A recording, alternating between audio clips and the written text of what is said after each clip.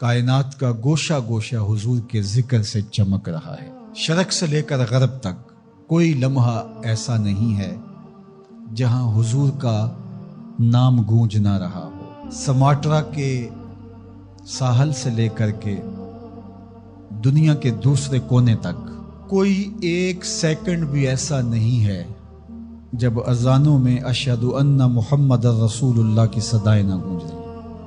ہر ساعت، ہر لمحہ آقا کریم علیہ السلام پر کروڑوں لوگ درود پڑھ رہے ہوتے ہیں اور اربوں کھربوں درود حضور علیہ السلام کی ذات پہ ہر روز بھیجا جا رہا ہوتا ہے۔ یہ حضور کی عظمتوں کے پھریرے ہیں جن کو لہرانے کا ذمہ میرے رب نے اپنے ذمہ کرم پہ لیا ہوا۔ وَلَلْآخِرَةُ خَيْرٌ لَكَ مِنَ الْأُولَى، ہر آنے والی گھڑی گزرے ہوئے لمحے سے آپ کے لیے بہتر ہی ہوگی۔ وَرَفَعْنَا لَكَ ذِكْرَكَ، محبوب تیرے ذکر کو رفعت ہم نے دی ہے، اور جس کے ذکر کی رفعت کا ذمہ میرے رب نے اٹھایا ہو اس ذکر کے فروغ کو کوئی کم نہیں کر سکتا، اس اونچے جھنڈے کو کوئی جھکا اور سرنگوں نہیں کر سکتا۔ 70,000 فرشتے صبح کو، 70,000 فرشتے شام کو حضور کے روضہ اقدس پہ سلامی دینے کے لیے آتے ہیں۔ فرشتوں کا ہجوم اور آقا کریم علیہ السلام کے روضے کے اوپر انسانوں کا انبو، عقیدت کے سانچے میں ڈھلے ہوئے لوگ گزرتے ہوئے سلام پیش کرتے ہیں، درود پڑھتے ہوئے جاتے ہیں، عقیدتوں کا اظہار کرتے ہیں۔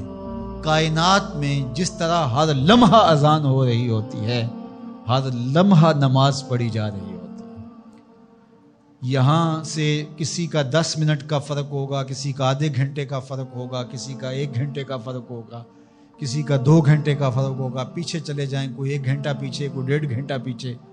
تو اس طرح کائنات کے کونے سے لے کر دوسرے کونے تک کوئی ایک لمحہ، ایک ساتھ، ایک سیکنڈ بھی ایسا نہیں ہے جس وقت نماز نہ پڑھی جا رہی ہو، اور ہر نماز میں پڑھا جا رہا ہے السلام علیکہ ایھا النبی ورحمۃ اللہ وبرکاتہ۔ ہر آن، ہر ساعت، ہر لمحہ ان کی عظمتوں کے زمزمے ہیں اور ان کی رفعتوں کے قصیدے ہیں جو پڑھے جا رہے ہیں۔ اللہ اکبر، یہ شان ہے اللہ نے اپنے محبوب کو عطا فرمائی۔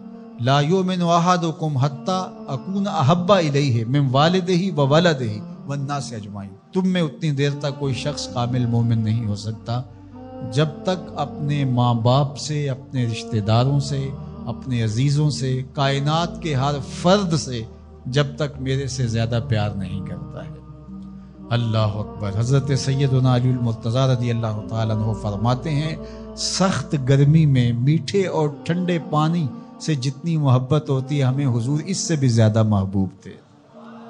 اللہ اکبر۔ یہ حضور کی محبت ہے جو اہل ایمان کے سینوں میں رکھی گئی ہے۔ اہل ایمان تو اہل ایمان رہے، حضور کا پیار تو پتھروں کے کلیجے میں بھی رکھا گیا ہے۔ فرمایا کہ احد جبل یحبنا ونحبہ، احد پہاڑ ہے جو ہم سے پیار کرتا ہے، ہم اس سے پیار کرتے ہیں، تو کائنات ان سے محبت کرتی ہے۔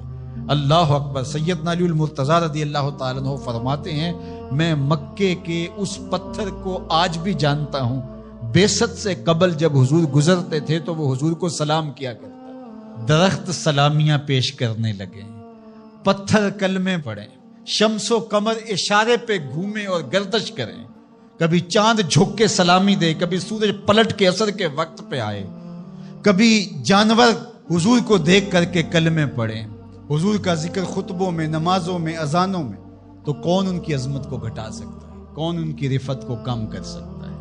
یہ اپنے خوب سے باطن کا اظہار تو کر سکتے ہیں، لیکن ان کی عظمت کے پریرے جن کو رب نے محمد بنایا صلی اللہ، محمد کون ہوتا ہے؟ الذی یحمد حمدا بعد حمد، جس کی تعریف کی جائے جی پھر بھی نہ بھرے، پھر تعریف کی جائے، ابھی تشنگی باقی ہے، ورق تمام ہوا اور مدح باقی ہے، پھر تعریف کی جائے، قلم ٹوٹ جائیں تعریف ختم نہ ہو، روشنائی سوکھ جائے تعریف ختم نہ ہو، کاغذ ختم ہو جائیں تعریف ختم نہ ہو، عمریں لد جائیں تعریف ختم نہ ہو، تعریف کی اپنی تعریف ختم ہو جائے، محمد وہ ہوتا ہے جس کی تعریف ختم۔